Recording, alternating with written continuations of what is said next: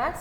So TN Max 10th first lesson relations and functions நம்மளுடைய exercise 1.5 first sum இதில் third subdivisions. So இதில் மொத்தம் 5 subdivision இருக்குது. So already 2 subdivision பண்ணிட்டேன். இது வந்து third sum. ஸோ ரொம்ப சிம்பிள் ஸ்டெப்ஸோட தான் ப்ராப்ளம் இருக்கும். அதனால் லாஸ்ட் வரைக்கும் பார்த்துட்டு செஞ்சுட்டு மிஸ்ஸுக்கு வாட்ஸ்அப் பண்ணுங்கள். ஸோ டெஃபினட்டாக இந்த காம்போசிட் வந்து ஹையர் கிளாஸஸில் ரொம்ப முக்கியம். அண்டு நீங்கள் டிஎன் ஸ்டேட் போர்ட் படிக்கிற தமிழ்நாடு போர்ட் படிக்கிற ஸ்டூடெண்ட்ஸ் எல்லோரும் நல்லா கவனிச்சுக்கோங்க. இந்த ப்ராப்ளம் அதாவது இந்த காம்போசிட் ப்ராப்ளம் சிபிஎஸ்சி ஸ்டூடெண்ட்ஸாக இருந்தாலும் சரி ஐசிஎஸ்சி ஸ்டூடெண்ட்ஸாக இருந்தாலும் அவங்களுக்கு வந்து இந்த ப்ராப்ளமே கிடையாது. சரியா? அவங்களுக்கு வந்து எங்கே இருக்குன்னா 11th 12th தான் இருக்குது. But you are studying 10th standard it self. Okay, so அப்போ பார்த்துக்கோங்க நீங்கள் அவ்வளோ ப்ரில்லியன்ட்டுன்னு. பட் நம்ம ரொம்ப சிம்பிள் ஸ்டெப்ஸோடு தான் செய்கிறேன். ஆனால் நீங்கள் கண்டிப்பாக என்ன பண்ணணும், அதை நோட் பண்ணிவிட்டு you have to do the problem. Okay, so video சும்மா வாட்ச் பண்ணுறதுக்காக வீடியோ இல்லை, வாட்ச் பண்ணிவிட்டு அதை நீங்கள் பண்ணணும். ஓகே, ஸோ நான் go to the problem. So what is our கொஸ்டின்னா, ஃபர்ஸ்ட் கொஸ்டின் வந்து என்னதுன்னா, அதாவது F composite G and G composite F இது ரெண்டும் ஈக்குவலாக, அதுதான் கொஸ்டின். ஸோ ஈக்குவலாக இல்லையா நம்ம என்ன செய்யணும், கண்டுபிடிப்போம். ஈஸி தானே இது. ஓகே, ஸோ நம்ம எப்படி கண்டுபிடிக்கணும், ஃபஸ்ட்டு எஃப் காம்போசிட் ஜி, அப்புறம் இந்த பக்கம் நம்ம என்ன கண்டுபிடிக்க போகிறோம், ஜி காம்போசிட் எஃப் கண்டுபிடிக்கலாமா? ஓகே, ஸோ ஃபஸ்ட்டு வந்து ரெண்டே எழுதியாச்சு, நம்ம எழுதிக்கிட்டோம்லமா. எழுதிட்டு ஃபஸ்ட்டு இங்கே வந்து யாரை எழுதணும், எஃப்ஐ மேலே எழுதிக்கணும். ரெண்டாவது ஃபங்க்ஷன் கீழே யாரை எழுதணும்னா ஜி எழுதணும். சரியா? ஆர்டர் ரொம்ப முக்கியம், நல்லா கவனிச்சுப்போம். இப்போ இங்கே யாரும்மா ஃபஸ்ட்டு எழுதணும், ஜியை ஃபஸ்ட்டு எழுதிக்கணும். கீழே வந்து யாரை எழுதிக்கணும்னா எஃப் எழுதிக்கணும். சரியா? ஓகே, இப்போ நம்ம சம்முக்கு போகலாம். எஃப் வந்து என்னது, எக்ஸ் ப்ளஸ் 6/3. நல்லா இன்னொன்று என்ன கவனிச்சுக்கணும் அப்படின்னா, இப்போ இந்த எக்ஸ் ப்ளஸ் 6/3 இருக்கலாமா, இந்த 3 வந்து காமன் ஃபார் எக்ஸ் அண்ட் 6 எக்ஸுக்கு மட்டும் இருந்துச்சுன்னா அது எப்படி இருக்கும்னா x/3 + 6 இப்படி தனியாக இருக்கும். இந்த 3 பாருங்கள் எதுக்கு மட்டும்தான் இருக்குது, எக்ஸுக்கு மட்டும் இருக்குது. இது அப்படி இல்லை, இது ரெண்டுக்கும் சேர்ந்து இந்த 3. ஓகே, ஸோ உங்களுக்கு டிஃபரன்ஸ் தெரியணும், ரொம்ப முக்கியம். சரியா? ஓகே, அடுத்தது ஜி வந்து என்னது, 3 - x. ஓகே, இங்கே ஜி எழுதிக்கோங்க, 3 - x. எஃப் யார் எழுதணும், எக்ஸ் ப்ளஸ் 6/3. நம்ம என்ன செய்யணும், ஒரே ஒரு ஸ்டெப் தான், நல்லா கவனிச்சுக்கோங்க. கீழே என்ன ஃபங்க்ஷன் இருக்குது, ஜி ஃபங்க்ஷன். இந்த ஜி ஃபங்க்ஷனை தூக்கி நான் எங்கே போடணும், இங்கே போடணும்னா இங்கே போடணும். எங்கே, அந்த எஃப் ஃபங்க்ஷனில் எக்ஸ் இருக்கோ எங்கே இருக்கோ அங்கே மட்டும்தான் போடணும். சரியா? போடலாமா? ஓகே, சி இந்த ஜி வந்துடுச்சு.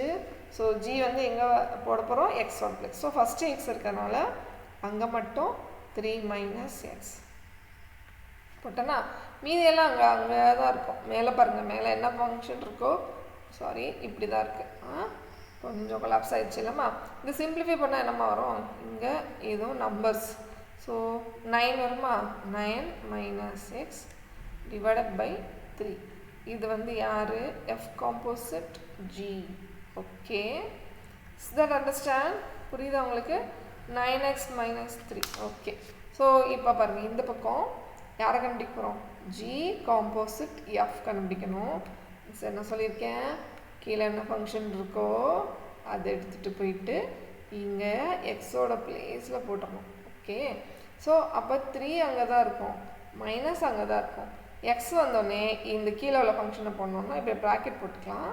So 6x x + 6/3. இந்த /3 யாருக்கு, எக்ஸ் ப்ளஸ் 6 மட்டும்தான். இதை வந்து நம்ம என்ன பண்ணணும்னா கிராஸ் மல்டிப்ளை பண்ணணும். மைனஸ் இருக்கலாமா, குறுக்கு பெருக்கல் எப்படி பெருக்குவீங்க, ஸோ இது இங்கே இது இங்கே நடுவில் மைனஸுக்கு மறந்துடக்கூடாது. பெருக்கணுன்னா என்ன வரும் நமக்கு, ஸோ 3 3s are 9 - x + 6/3. இந்த ஸ்டெப்பு பாருங்கள், ரொம்ப கேர்ஃபுல் பண்ணணும். ஏமா இது பண்ணுறோம், நம்ம நடுவில் மைனஸ் இருக்குல்ல அதனால. சரியா? ஸோ 3 3s are 9 - அடுத்தது என்ன பண்ணணும்னா, இந்த மைனஸ் வந்து 2 பேருக்கும் காமன். அதாவது இங்கே 1 இருக்குன்னு வச்சுக்கோங்க, இந்த மைனஸால் இங்கேயும் பண்ணணும் இங்கேயும் பண்ணணும். ஸோ -x அதுக்கப்புறம் -6/3. ஸோ இங்கே வந்து 9 யாரை கழிக்கணும், 9லேருந்து இந்த 6 கழிச்சிட்டோன்னா 3 - x/3. அவ்வளோதான் ஆன்சர். ஸோ இந்த பாருங்கள், இது ஒரு ஆன்சர், இது ஒரு ஆன்சர். இது ரெண்டும் சமமாக இருக்கா, இல்லை. So F composite G and G composite F ரெண்டுமே ஈக்குவல் இல்லை. சரியா? ஸோ அவ்வளோதான் சம்மு. இதில் வந்து நமக்கு கொஞ்சம் சப்ஸ்டியூஷன் மட்டும், சப்ஸ்டியூஷன் சிம்பிளிஃபிகேஷன் கொஞ்சம் உங்களுக்கு ஹார்டாக தெரியும்னு நினைக்கிறேன். பட் ரொம்ப சிம்பிள் தான். நம்ம வீடியோ 2 தடவை பாருங்கள். ஸோ அப்போ ஈஸியாக இருக்கும். இந்த எக்ஸோட பிளேஸில் இந்த 3 - x போட்டுட்டோம்ல, அவ்வளோதான். ஸோ இந்த 6ஐயும் 9ஐயும் கூட்டியிருக்கோம், அவ்வளோதான். சாரி, 6ஐயும் 3ஐயும் கூட்டியிருக்கோம். அப்போ வந்து 9 கிடச்சிருச்சு. ஸோ 9 - x/3 அவ்வளோதான் ஆன்சர். ஒரு ஸ்டெப்பு தான் செஞ்சுருக்கோம். இங்கே பாருங்கள், இதில் வந்து 3 - x இருக்குது.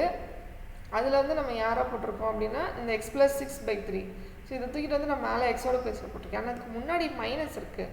மைனஸ் இருக்கிறதுனால தான் நம்ம வந்து கிராஸ் மல்டிப்ளை பண்ணிவிட்டு இந்த 3ஐ வந்து காமன் டிவைஸராக ஆக்கிட்டு, சரியா? ஏன்னா இப்போ இங்கே வந்து 3க்கு கீழே இங்கே 1 தானமாக இருக்குது. இந்த ஆரோ வச்சுருக்கேனா, நல்லா கவனிக்கிறீங்களா? ஸோ இந்த ஆரோ வச்சுருக்கேன் பார்த்தீங்களா, இங்கே கீழே வந்து 1 தான் இருக்குது. ஸோ இந்த 1 இருக்கிறதுனால இந்த டினாமினேட்டர் ஈக்குவல் பண்ணுறோம். அதனால நம்ம மீச்சியமாக எடுக்கிறோம். அதுக்கு பதிலாக தான் இந்த cross multiplication. So 3 3s are இங்கே 9. இந்த 1னால இங்கே பண்ணணும். அப்போ அதே தான் x + 6 தான் இருக்கும். சரியா? கீழே 2ஐயும் பண்ணணும். இந்த கீழே மிஸ் மார்க் பண்ணல பாரு, இந்த இது 2ஐயும் பண்ணணும். சரியா? ஸோ இது வந்து நம்ம எப்படி பண்ணுறோம்? என்ன மிஸ் திடீர்னு கிராஸ் மல்டிப்ளிகேஷன் புதுசாக செய்கிறீங்க அப்படிலாம் நினைக்கிறீங்களா? ஒன்றும் இல்லை. நம்ம நம்பர்ஸ்க்கு செய்வோம்ல. இப்போ 2/3 இருக்குதுன்னு வச்சுக்கோங்க, ப்ளஸ் 4/5. இல்லை மைனஸ் இருந்தாலும் அதே தான், 2/3 - 4/5. இந்த ப்ளஸ் மைனஸ் இருந்துச்சுன்னா கிராஸ் மல்டிப்ளிகேஷன் எப்படி பண்ணணும்? இது இங்கே பண்ணணும், இங்கே பண்ணணும், இதை இங்கே பண்ணணும், இது இங்கே பண்ணணும், இது இங்கே பண்ணணும், இது இங்கே பண்ணணும். அவ்வளோதான். பண்ணால் என்ன வரும் பாருங்கள். இதுக்கு வந்து 10 தானே வரும். 5 2s are 10. இங்கே பண்ணிங்கன்னா 4 3s are 12. கீழே 2ஐயும் பண்ணிங்கன்னா 15. அப்படி தானேம்மா? ஸோ அப்போ 10 + 12 கீழே வந்து 15, அதாவது 22/15. இது அடிஷனுக்கு. ஸோ சப்ராக்ஷனுக்கு என்ன வரும்? அதே 5 2s are 10 வரும். இங்கே -12 வரும், கீழே 15 வரும். ஸோ சப்ராக்ட் பண்ணோன்னா we get -2/15. ஸோ இன்னொன்று வந்து ஈக்குவல் டு பண்ணுவோம். இப்போ இதுவே 2/3 ஈக்குவல் டு போட்டு 4/5ன்னு இருந்துச்சுன்னு வச்சுக்கோங்களேன். ஸோ சம் எக்ஸோ இங்கே ஏதோ ஒன்று இருக்குது.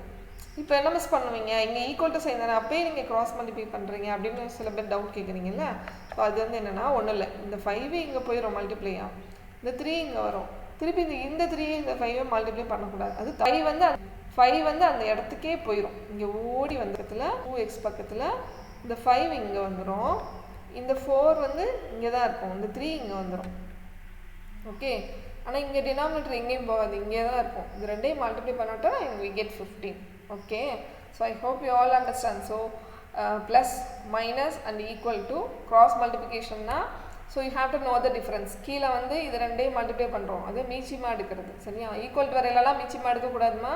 இங்கே நோ LCM. சரியா? No cross multiplication. சரியா? நல்லா கவனிச்சுக்கோங்க. Okay. So I hope you all understand the problem. ஸோ 2 தடவை பார்த்துட்டு ப்ராப்ளம் பண்ணுங்கள். ஓகே. தேங்க்யூ.